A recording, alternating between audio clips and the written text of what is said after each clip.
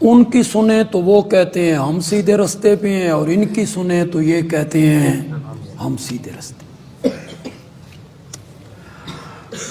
تو یہ اختلاف ہے علماء کے درمیان، تو ہم اس میں بڑے پریشان ہیں کہ کس کی مانیں اور کس کی نہ مانیں۔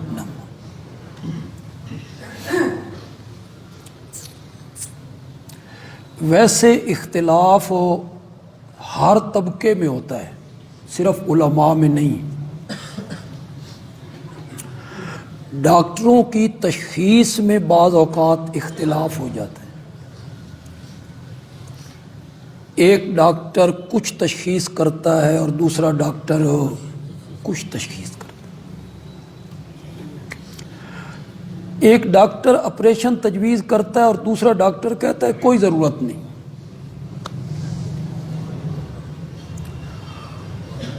وکیلوں کی رائے میں بھی اختلاف ہو جاتا ہے۔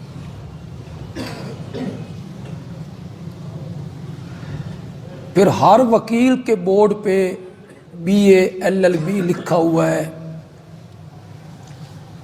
آپ کبھی ایسا نہیں کرتے کہ کچہریاں جائیں اور کسی چیمبر میں داخل ہو کے اسے وکیل بنا لیں، آپ ایسا نہیں کرتے۔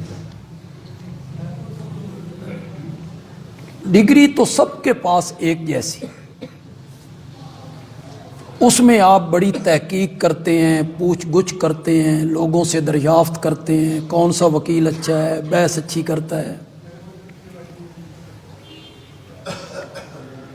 ڈاکٹروں کے بارے میں بھی آپ تحقیق کرتے ہیں، ویسے آپ علاج نہیں کرواتے۔ کسی ڈاکٹر کے چیمبر میں آپ داخل ہو جائیں، آپ ایسا نہیں کرتے۔ آپ جوان بندے ذرا چھوڑ دیں کرسی اور بزرگوں کو بیٹھنے دیں یار۔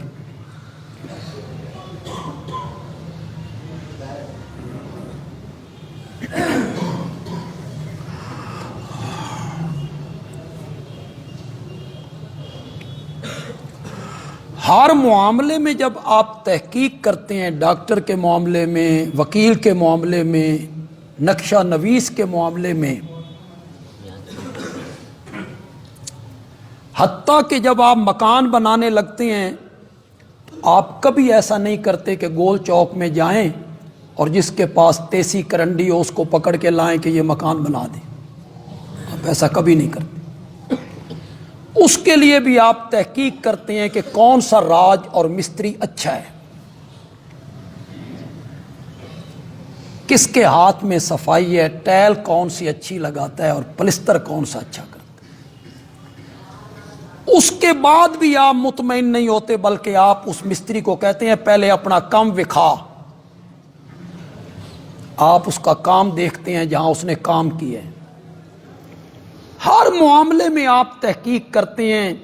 دین ایک ایسی بات آ گئی ہے، وہاں آپ تحقیق نہیں کرتے کہ وہ بھی مولوی ہیں اور یہ بھی مولوی ہیں۔ اس وقت آپ کیوں نہیں کہتے کہ وہ بھی وکیل ہے اور وہ بھی وکیل ہے، وہ بھی ڈاکٹر اور وہ بھی ڈاکٹر ہے، وہ بھی مستری اور وہ بھی مستری ہے؟ اس وقت آپ کیوں نہیں کہتے؟ اس وقت تو بڑی تحقیق کرتے ہیں آپ۔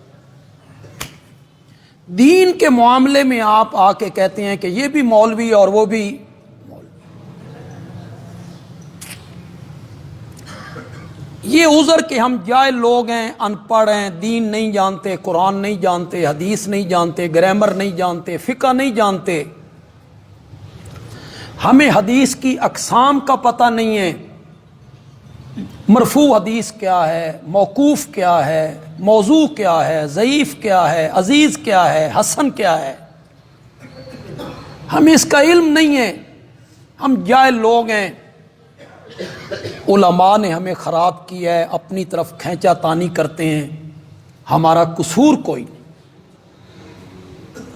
یہ آپ کا عذر شاید میں قبول کر لوں اور علماء بھی قبول کر لیں، لیکن اگر قیامت کے دن آپ نے یہ عذر رب کے سامنے پیش کیا نا، اس نے قبول نہیں کر۔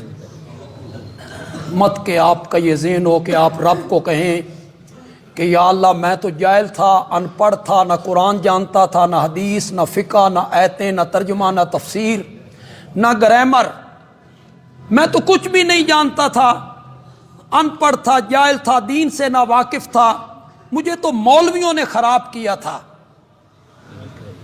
من تا بھیجنا جنت وچ تے جہنم واسطے مولوی بتھیرے نہیں، انہیں جہنم میں ڈال دے۔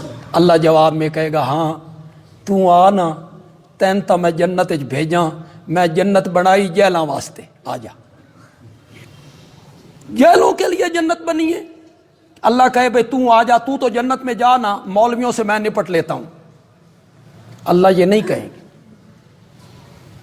اللہ کہیں گے جس معاشرے میں رہتا تھا وہاں کوئی چیز خالص ملتی تھی، 2 نمبر چیزیں ملتی تھیں، پھر تو نے دودھ پینا چھوڑ دیا ہو، پھر تو نے سرخ مرچیں استعمال کرنی چھوڑ دی ہو، پھر تم نے چائے کی پتی استعمال کرنی چھوڑ دی ہو، گھی استعمال کرنا چھوڑ دیا ہو۔ نہیں مولا، دودھ خالص لینا تھا تو بھینس دروازے پہ باندھی تھی، مرچیں خالص لینی تھی تو اپنے سامنے پسوائی تھیں۔ اللہ نے فرمایا پھر ہدایت لینی تھی نا تو میں نے جو اپنا قرآن بھیجا تھا تو اس کے قریب کیوں نہیں آیا؟ اس وقت تو کہتا تھا میرے کول مرن جوگا ویلا کوئی نہیں، ساڈے کول سر کھرکن دا ویلا کوئی نہیں، کون پڑھے قرآن؟ نہیں پڑھنا تو پھر کھاؤ دھکے، جن کے ہتھے چڑھے ہو نا چڑھے رہو، قصے، کہانیاں، موضوع، روایتیں، جھوٹی باتیں ممبر پر علماء بیان کریں گے، آپ کہیں گے سبحان اللہ، واہ جی واہ، شیخ عبد القادر جیلانی کی یہ کرامت اور یہ کرامت اور یہ کرامت، پھر یہ سنتے رہو۔ سیدھے رستے پہ آنا ہے نا تو اس کا ایک ہی ذریعہ ہے، اللہ کا قرآن ہے، پھر محمد عربی کا فرمان ہے صلی اللہ علیہ وسلم۔ تحقیق کرو، کیوں نہیں تحقیق کرتے ہو؟